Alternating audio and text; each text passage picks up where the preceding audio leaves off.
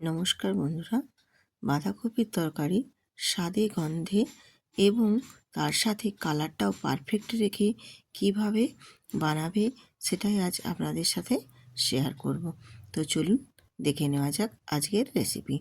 আমি রূপা, blogs with রূপা চ্যানেলে আপনাদের সবাইকে স্বাগত জানিয়ে আজকে আমি রেসিপি বাঁধাকপির দেব তোমাদের সাথে। একেবারে নিরামিষ হলেও স্বাদে গন্ধে অতুলনীয়, তার সাথে একেবারে পারফেক্টভাবে সুন্দর একটা কালার সহ বাঁধাকপির তরকারির রেসিপি শেয়ার করব। আমরা কম বেশি সবাই কিন্তু বাঁধাকপির তরকারি রান্না করতেই পারি। কেউ অনেকে খুব সুন্দর করে, আবার কেউ ঠিকঠাক কালার সহ রান্না করতে পারে না। তাই আমি তোমাদের আজকে একেবারে পারফেক্টভাবে কালার কিভাবে বাঁধাকপির কালার সহ স্বাদে গন্ধে অতুলনীয় একদম পারফেক্ট বাঁধাকপির রেসিপি শেয়ার করছি।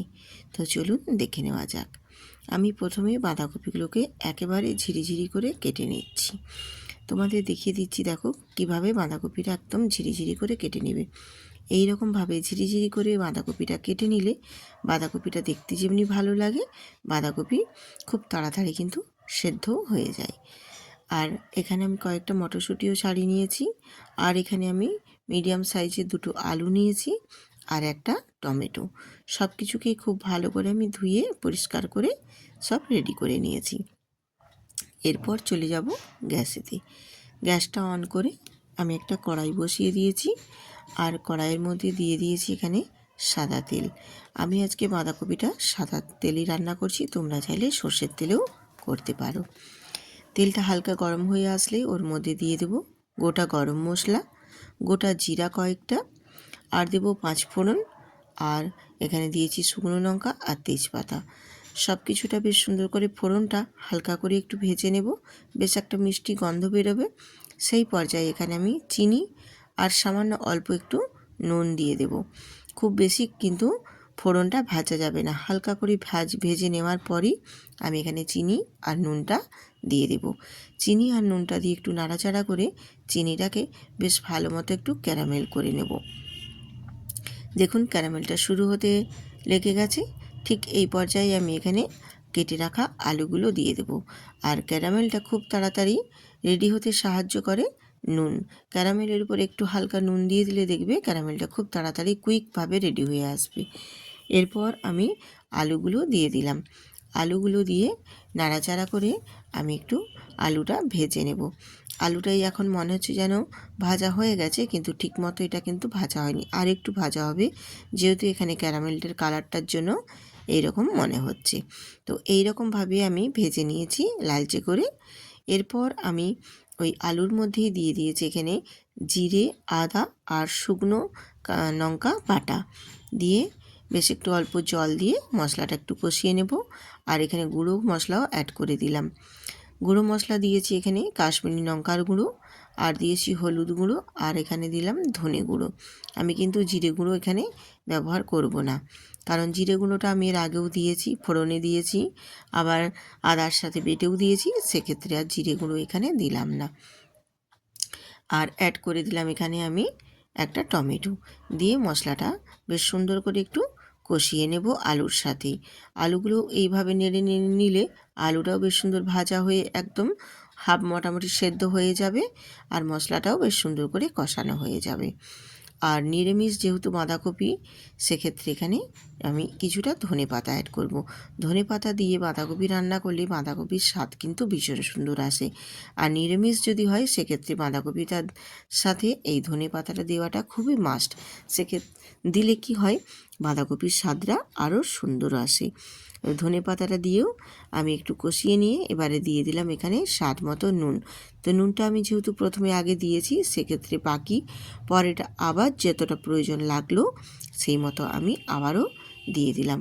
দিয়ে সব কিছুকেই খুব সুন্দর করে মশলাটা কষিয়ে নিতে হবে। আর মশলাটা দেখো খুব সুন্দরভাবে কষানো হয়ে গেলে তেল ছাড়াবে, তখন বুঝতে পারবে মশলাটা সুন্দর করে কষানো হয়ে গেছে। এরপর আমি এখানে কেটে রাখা বাঁধাকপিগুলো অ্যাড করে দিলাম। বাঁধাকপিটা দিয়ে এইভাবে মশলাটার সাথে খুব সুন্দর করে একটু নেড়ে চেড়ে বাঁধাকপিটা কষিয়ে নেব। এইরকমভাবে বাঁধাকপির সাথে মশলাটা খুব সুন্দরভাবে যেন একদম কষানো হয়ে যায়, সেই রকমভাবে নেড়ে চেড়ে বেশ সুন্দর করে কষিয়ে নিয়ে একটা ঢাকনা দিয়ে ঢেকে দেব 2-4 মিনিটের জন্য। 2-4 মিনিট পর ফিরে এসেছি। বাঁধাকপিটা আবারও আমি একটু নেড়ে চেড়ে ওপর নিচ করে দেব। যেহেতু এটা সবজি, সেক্ষেত্রে বাঁধাকপিতে একটু ঢাকনা দিয়ে ঢেকে দিলে এর থেকে একটু জল বেরিয়ে আসে। এই জলটাই একটু শুকনো শুকনো করে মোটামুটি কষিয়ে নিতে হবে, তাহলেই বাঁধাকপিটা বেশ ভালো মতো কষানো হয়ে যাবে। আর এখানে আমি অ্যাড করে দিলাম মটরশুঁটি। এখন শীতের সবজি, বাঁধাকপিও শীতের সবজি, আর নিরামিষ বাঁধাকপিতে একটু মটরশুঁটি না দিলে কিন্তু খুব একটা ভালো লাগে না। মটরশুঁটিটা দিলে বাঁধাকপির স্বাদটা কিন্তু একেবারেই অন্যরকম আসে। আর তোমরা যদি এখানে মাছের মাথা দিয়ে করতে চাও, সেক্ষেত্রে মটরশুঁটিটা না দিলেও চলবে, কিন্তু নিরামিষ হলে সেক্ষেত্রে বাঁধাকপি তরকারিতে মটরশুঁটিটা দিলে খেতে ভীষণ ভালো লাগে। দিয়ে আবারও আমি একটু ঢাকনা দিয়ে ঢেকে দিয়েছিলাম। দিয়ে তারপর দেখো কষিয়ে নিচ্ছি, বেশ শুকনো শুকনো করে কষানো হয়ে গেছে।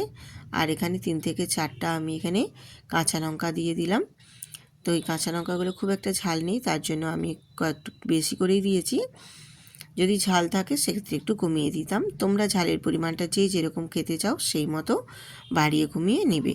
আর নিরামিষ যে কোনো তরকারিতে একটু ঝাল ঝাল হলে খেতে কিন্তু বেশ ভালো লাগে। এরকম বাঁধাকপি রুটি, পরোটা বা ভাতের সাথেও খেতে কিন্তু বেশ ভালোই লাগে। এরপর আমি মশলাটা কষানো হয়ে যেতে বাঁধাকপির সাথে অল্প একটু জল দিয়ে ঢেকে সেদ্ধ করে নেব। তো আমি ঢাকনা খুলে তোমাদের দেখিয়ে দিচ্ছি, আর একটু আবারও নাড়াচাড়া করে নিচ্ছি। একটু জলটা এখানে অনেকটাই আছে, আবারও জলটা আমি একটু শুকনো শুকনো করে নেব ঢাকা দিয়ে, আর বাঁধাকপি আর আলুটা খুব ভালো মতো সেদ্ধ করে নেব। এখানে দেখো জলটা অনেকটাই শুকনো শুকনো হয়ে গেছে, আর অনেকটা পরিমাণে জলটা কমেও গেছে। একটু খুন্তি দিয়ে এইভাবে নাড়াচাড়া করে দিলে বাঁধাকপিটা বেশ একটু ঘাঁটা ঘাঁটা হয়ে যায়। আর বাঁধাকপি একটু ঘাঁটা ঘাঁটা তরকারিটা হলে বেশ খেতেও ভালো লাগে। আর বাঁধাকপিটা সেদ্ধ হয়ে গেলে বেশ একটু মাখা মাখা হয়েও যায়। এইভাবে নাড়াচাড়া করে জলটা শুকনো শুকনো করে আমি বাঁধাকপি থেকে বেশ একদম গা মাখা করে ঘাঁটা ঘাঁটা করে নেব। আর তোমরা চাইলে এখানে চিনি অ্যাড করতে পারো, কারণ আমি আগের থেকেই ক্যারামেলের জন্য চিনিটা দিয়েছি বলে আর চিনিটা দিলাম না। তোমরা চাইলে এখানে একটু গুঁড়ো গরম মশলা আর একটু চিনি দিয়ে বেশ ভালো মতো আবার একটু নাড়াচাড়া করে নামিয়ে নিতে পারো। তা আমি আগেই চিনিটা দিয়েছি বলে আর চিনিটা দিলাম না। মোটামুটি আমার বাঁধাকপির রেসিপি কমপ্লিট হয়ে গেছে। আমি এই পর্যায়ে নামিয়ে নিলাম। নামিয়ে একটু ঠান্ডা করে তারপর তোমাদের দেখিয়ে দিচ্ছি কতটা সুন্দরভাবে দেখো কালারটাও এসেছে বাঁধাকপির, আর বাঁধাকপি দেখতেও বেশ ভালো হয়েছে। এই রকমভাবে বাঁধাকপি বানিয়ে নিলে খেতে ভীষণ ভালো লাগে। ভাতের সাথে বলো, রুটি পরোটার সাথে বলো, এছাড়া মুড়ির সাথেও কিন্তু বাঁধাকপি খেতে বেশ ভালোই লাগে। আমার তো ভীষণ ভালো লাগে। এইভাবে তোমরা একবার বাঁধাকপি বানিয়ে দেখো, খেতে বেশ ভালোই লাগবে। আর বন্ধুরা, যদি আজকে ভালো লেগে থাকে আজকে আমার এই বাঁধাকপির রেসিপি, তাহলে চ্যানেলটিতে সাবস্ক্রাইব করে ভিডিওটিতে লাইক দিয়ে আমার পাশে থাকবেন। এইভাবেই জুড়ে থাকবেন আমার সাথে। আবার আসবো এইরকম নিত্য নতুন রেসিপি নিয়ে। ততক্ষণ সুস্থ থাকুন, ভালো থাকুন সবাই। নতুন নতুন বন্ধুরা সাবস্ক্রাইব করে পাশে থাকবেন। আজ এই পর্যন্তই, টাটা।